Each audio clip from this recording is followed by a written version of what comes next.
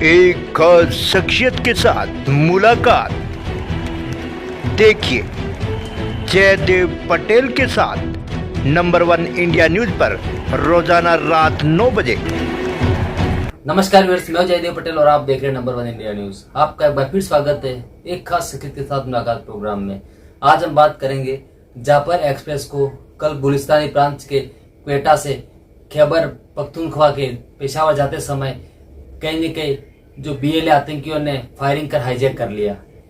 ऐसे में अब ये पाकिस्तानी सेना के सामने कितना चुनौतीपूर्ण रहेगा, क्योंकि कहीं न कहीं बीएलए ने 48 आवर्स का अल्टीमेटम दिया था, जिसका आधे से ज्यादा समय बीत चुका है। इन्हीं तामुद्र बात करने के लिए हमारे साथ खास सामान है रक्षा विशेषज्ञ लेफ्टिनेंट जनरल राजेंद्र सिंह। राजेंद्र सिंह जी, आपका बहुत स्वागत है आज हमारे प्रोग्राम में। जी लेफ्टिनेंट जनरल राजेंद्र सिंह जी, आपसे मेरा पहला सवाल है कि 150 से अधिक बंधकों को पाकिस्तानी सेना ने छुड़ा लिया है, लेकिन 100 से ज्यादा बंधक अभी भी बीएलए गिरफ्त में है और बीएलए की तरफ से 48 घंटों का जो अल्टीमेटम दिया गया था उसका लगभग आधे से ज्यादा समय बीत चुका है। ऐसे में इसको आप कैसे देखते हैं? देखिए, जहां तक पाकिस्तान के बलूचिस्तान प्रोविंस की बात है तो यहाँ इंसर्जेंसी पिछले कई सालों से चल रही है। जब से उनके एक बहुत पॉपुलर लीडर बुख्ती साहब की डेथ हुई थी या उनको पाकिस्तान आर्मी ने एक ऑपरेशन में मार गिराया था, तब से ये इंसर्जेंसी का लेवल और भी ज्यादा बढ़ गया है। और बलूचिस्तान एक ऐसा प्रोविंस है पाकिस्तान का जो जहां तक पाकिस्तान का लैंड एरिया है वो तो 40% बलूचिस्तान का है, लेकिन वहां की पॉपुलेशन सिर्फ 5% है। और वो है समझते हैं कि वहां के लोग समझते हैं कि हमारे इलाके को नेग्लेक्ट किया गया है, उनको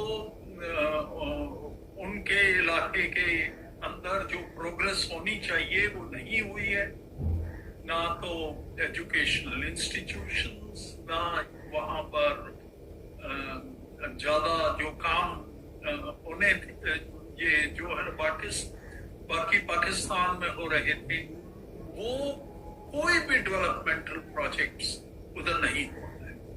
और सबसे बड़ी बात ये हुई कि जब बलूचिस्तान के थ्रू एक रोड जो चाइना ने बनाई थी अपने पोर्ट को कनेक्ट करने के लिए, वो उसके है ना ऊपर बलूचीज इंसर्जेंट्स ने बहुत ऑब्जेक्शन उठाए और कई बार उनके ऊपर अटैक।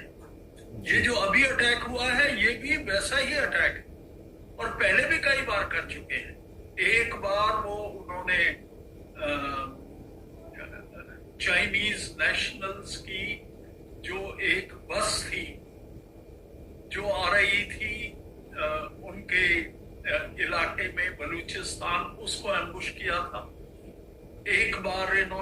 दो बार इन्होंने ट्रेन के ऊपर हमले किए हैं और ये वाला हमला सबसे ज्यादा डेयरिंग इसलिए है कि एक पूरी ट्रेन को हाईजैक करना ये कोई आसान बात नहीं है। अभी आगे ऑपरेशंस में क्या होता है ये तो समय ही बताएगा, पर एक चीज जरूरी है कि पाकिस्तान आर्मी इसको जो है क्वाइटली नहीं लेगी, उनके ऑपरेशंस और भी ज्यादा बढ़ेंगे। और मुझे नहीं लगता कि ये जो चीज जो ये सिलसिला अभी शुरू हुआ है, ये एम्बुश का एक ट्रेन पर, ये सिलसिला या इसके इफेक्ट्स जो है इतनी जल्दी खत्म हो जाएंगे। जी राजेंद्र सिंह जी, अगर हम बात करते हैं तो बलूचिस्तान लिबरेशन आर्मी जो है, कहीं न कहीं क्या वो ये चाहते हैं कि बलूचिस्तान की आजादी हो? जिस प्रकार से उन्होंने जो टारगेट्स करते हुए कहीं न कहीं वो एक पूरी ट्रेन को बंधक बनाने की जो कोशिश की गई है, इसको देखते हुए एक्चुअली बलूचिस्तान का एक सेक्शन ऑफ पॉपुलेशन ये समझती है कि उनको आजादी मिलनी चाहिए थी। शुरू में जब हिंदुस्तान और पाकिस्तान क्रिएट हुए तो शुरू में ही आजादी मिलनी चाहिए। जो बलूचिस्तान का इलाका है ये 4 प्रिंसली स्टेट्स का इलाका है और इन चारों प्रिंसली स्टेट्स ने डिसाइड किया कि ये पाकिस्तान में ज्वाइन करेंगे। तो ये उनका कहना कि शुरू से ही वो इंडिपेंडेंट वगैरह थे, ये तो मेरा ख्याल है गलत होगा। गलत इसलिए होगा कि आजादी से पहले भी ये ब्रिटिश के फर्म कंट्रोल में थे और ब्रिटिश राज का इनके ऊपर पूरा इन्फ्लुएंस था। और आजादी के बाद यहाँ की जो प्रिंसली स्टेट्स हैं उन्होंने अपनी मर्जी से पाकिस्तान को ज्वाइन किया। लेकिन शुरू से ही बलूचिस्तान की पॉपुलेशन को नेग्लेक्ट किया गया। नेग्लेक्ट इसलिए किया गया कि पॉपुलेशन कम थी, इनके वोट्स जो है नेशनल असेंबली में कम होते थे और वो समझती थी जितने भी गवर्नमेंट आई, चाहे भुट्टो साहब की थी या जियाउल हक की थी या बाद में मुशर्रफ या अभी के लोग हैं, वो हर एक इस चीज का गिल्टी है कि उसने अच्छी तवज्जो नहीं दी बलूचिस्तान। लेकिन अभी जब ये सब कुछ देखा ये यहाँ के बलूचिस्तान के लोगों ने और खासतौर पे उनका एक दो जो इंसर्जेंट ग्रुप्स हैं, तो उन्होंने समझा कि हमको कुछ करना होगा। तो ये जो उनकी बलूचिस्तान नेशनल आर्मी है इन्होंने डिसाइड किया कि हम इंडिपेंडेंस की डिमांड करेंगे जी। और वो डिमांड कहाँ तक इफेक्ट होती है ये तो समय ही बताएगा जी। और जहां तक पाकिस्तान की बात है, पाकिस्तान समझता है कि बलूचिस्तान के इंसर्जेंट्स को भारत मदद करता है। भारत ने हर बार उनकी मदद से इनकार किया है जी। और यहाँ तक जब इनकी जो एक गवर्नमेंट इन एक्साइल है, उनके लोग जब हिंदुस्तान आकर सेटल होना चाहते थे, उसको भी भारत ने नामंजूर किया जी। राजेश सिंह जी, आपसे मेरा एक आखिरी सवाल है कि पाकिस्तानी सेना के सूत्रों के मुताबिक कहीं कि बंदूकों के पास आत्मघाती हमलावर भी मौजूद है ट्रेन में इस समय। ऐसे में अब पाकिस्तानी सेना के सामने जो रेस्क्यू ऑपरेशन है इसको पूरा करना कितना चुनौतीपूर्ण होगा आगे आने वाले समय में, ऐसा आपको लगता है? ये जो ऑपरेशन है ये काफी चैलेंजिंग है। चैलेंजिंग इसलिए है, इसमें 2-3 पिक्यूलियर बातें हैं। एक तो वो जो ट्रेन है उसमें से आधी से ज्यादा ट्रेन अभी भी सुरंग के अंदर है। दूसरी ये है कि वो इलाका ऐसा है जहां पर कोई भी मोबाइल टावर या मोबाइल कवरेज नहीं है। और तीसरी बात ये कि वो कंप्लीट इलाके के अंदर जो अभी तक जो है ना देखा गया है कि ये हमारे ये बीएलए के लोग इन्हीं का ज्यादा इन्फ्लुएंस उधर रहा है जी। तो अगर पाकिस्तान आर्मी, और सबसे ज्यादा जरूरी बात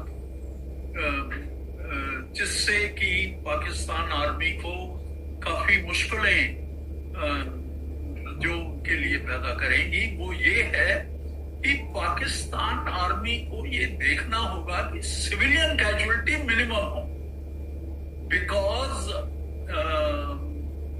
जो बीएलए के लोग हैं, कोई भी इंसर्जेंट जब भी ऐसी कोई काम करता है वो सिविलियंस को एक ह्यूमन शील्ड की तरह बना लेता है। तो सबसे पहले तो पाकिस्तान आर्मी के लिए चैलेंज होगा वहां तक पहुंचना।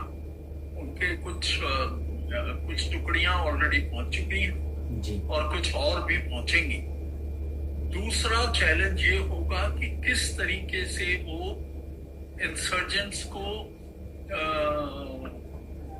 वीकन कर सके। किस तरीके से उनके ऊपर अटैक कर सके कि जिससे सिविलियन कैजुअलिटी ना हो, ज्यादा से ज्यादा कैजुअलिटीज इंसर्जेंट्स की। और आखिरी बात ये होगी कि किस तरीके से हैंडल किया जाए उस इलाके को या उन लोगों को जो अभी भी सुरंग के अंदर हैं, और उन टेररिस्ट को जो इस सुरंग से बाहर अभी तक नहीं आए, लेकिन पूरे